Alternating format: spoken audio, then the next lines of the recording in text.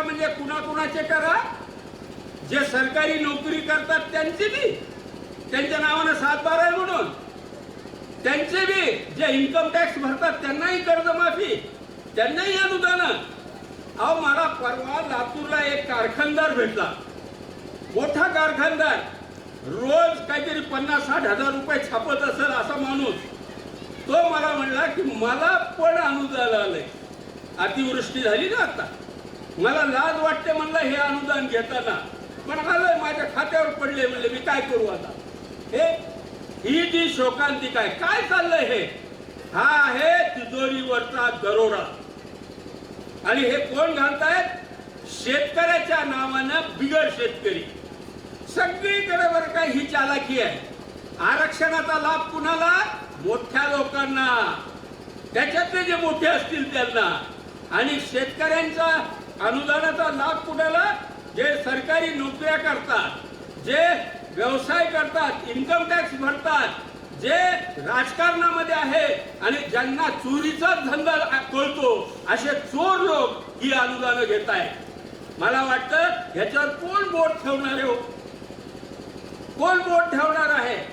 तुम्हाला कधीतरी सांगावं लागेल. एखादा बाबू गेलू जसा रस्त्यावर येतो आणि तो सांगतो की हे विलायती कपडे माझ्या देशामध्ये येता कामा नये, ट्रक समोरून यायला लागलेला आहे विलायती कपडे घेऊन, आणि हा तरुण मुलगा 20-22 वर्षाचा मुलगा, त्याहीपेक्षा कमी, तो उभा राहतो समोर आणि अख्खा ट्रक त्याच्यावर चढतो.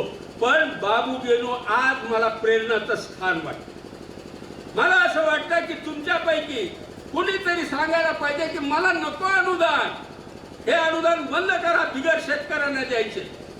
शेतकरी या शब्दाची व्याख्या, आता तुम्ही सगळे लोक शब्दाशी खेळणारे लोक आहात, कधीतरी सांगा ना शेतकऱ्याची व्याख्या काय करायची.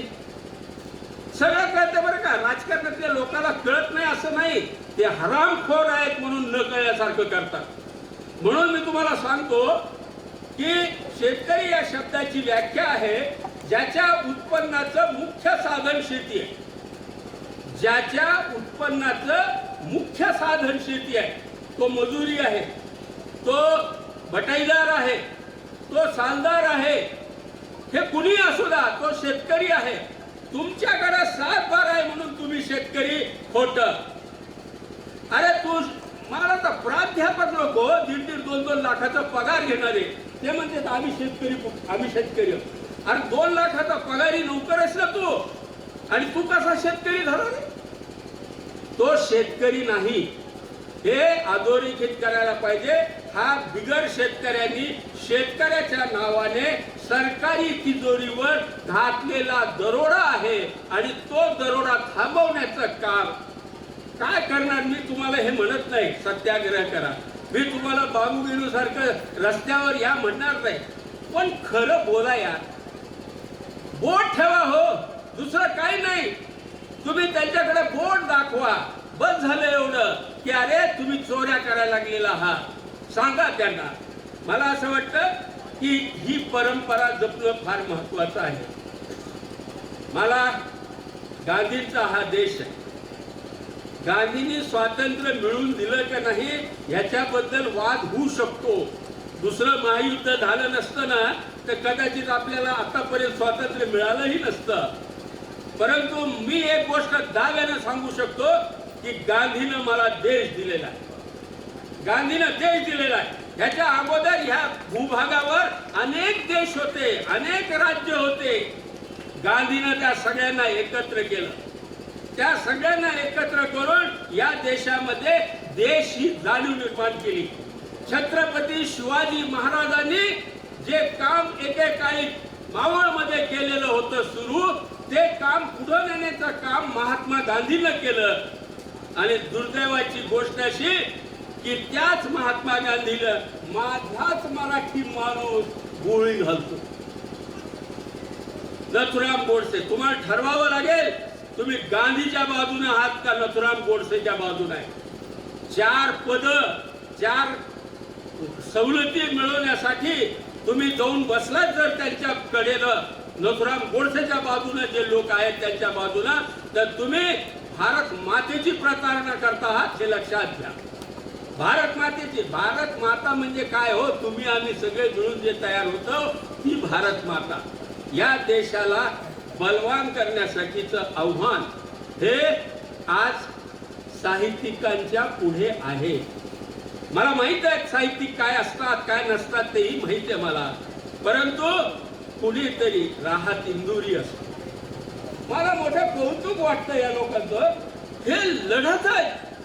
मोदी सारखी ताकद, ज्याच्या हातामध्ये सैन्य आहे पूर्ण, ज्याच्या हातामध्ये खजिना आहे आमच्या देशाचा, ज्याच्या हाताखाली नौकर आहेत, IAS लोक त्याच्या हाताखाली काम करतायत, अशा माणसाशी पंगा घेण्याचं काम कोण करतंय?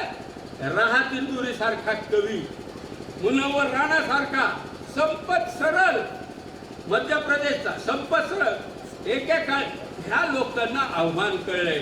मला असं वाटतं की साहित्य संमेलनाचं प्रयोजन हे असावं की ह्याच्यामधून कोणीतरी अशी एक ठिणगी पडायला पाहिजे, कोणीतरी एकानं असं पुढं आलं पाहिजे आणि म्हटलं पाहिजे की हा देश मला वाचवायचा आहे, जे काही होईल ते मी वाचवीन आणि हे वाचवण्याची सुरुवात करावी.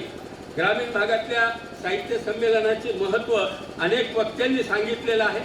आम्ही अंबाजोगाईमध्येही एक छोटंसं साहित्य संमेलन दर 2 वर्षांनी घेतो आहोत आणि हे साहित्य संमेलनामध्ये जसं पाटलांनी सांगितलं की अनेक लोकांना ह्याच्यामध्ये सहभाग मिळतो, अनेक मतं पुढं येतात आणि या मतामधले नेमकं पुढं काय न्यायचं आहे ते ठरवता येतं. या व्यासपीठाला हे महत्त्व आहे. पण दुसरी गोष्ट, मला माफ करा ह्या मंचावर बोलावी का नाही मला माहीत नाही, परंतु राजाश्रयाचा काळ संपला. त्या काळामध्ये राजाश्रय होता. अकबरच्या दरबारात बिरबल आणि अमुक आणि टमुक. आता आपण लोकशाही देशामध्ये आहोत. मला वाटतं की साहित्याला लोकाश्रयच मिळाला पाहिजे. जे साहित्य लोकाश्रयी असतं तेच टिकत असतं. राजाश्रयी साहित्य टिकू शकत नाही. साने गुरुजींचा खरा तो एकच धर्म आम्ही आज म्हणतो, त्याला कोणता राजाश्रय मिळाला होता?